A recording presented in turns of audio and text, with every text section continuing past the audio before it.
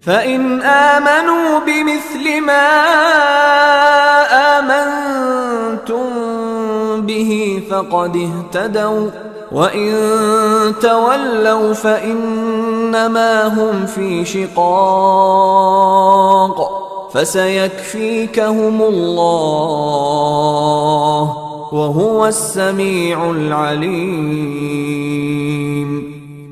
پس اگر آنها نیز به مانند آنچه شما ایمان آورده اید ایمان بیاورند قطعا هدایت یافته اند و اگر پشت کنند پس جز این نیست که آنان در ستیزند، پس به زودی خداوند تو را از شر آنها کفایت کند و اوست شنوای دانا.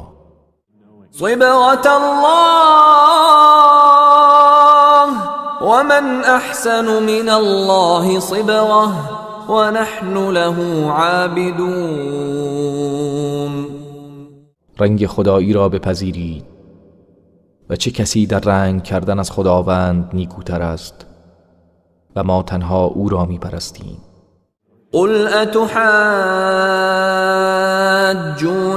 في الله وهو ربنا وربكم ولنا اعمالنا ولكم اعمالكم ونحن له مخلصون.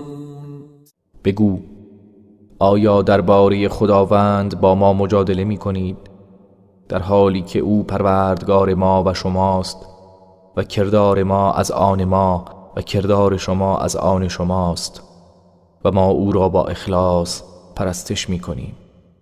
ام تقولون ان ابراهیم و اسماعیل و اسحاق و یعقوب والاسباط كانوا هودا او نصارا قل اانتم اعلم ام الله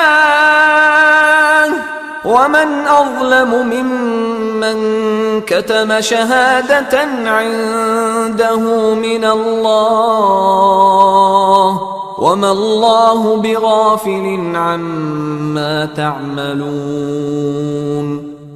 یا میگویید که همانا ابراهیم و اسماعیل و اسحاق و یعقوب و اسباط یهودی یا نصرانی بودند.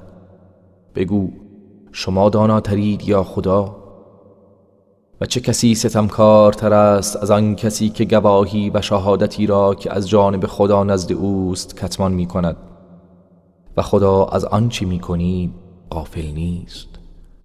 تلك امة قد خلت لها ما كسبت ولكم ما كسبتم ولا تسألون عما كانوا يعملون.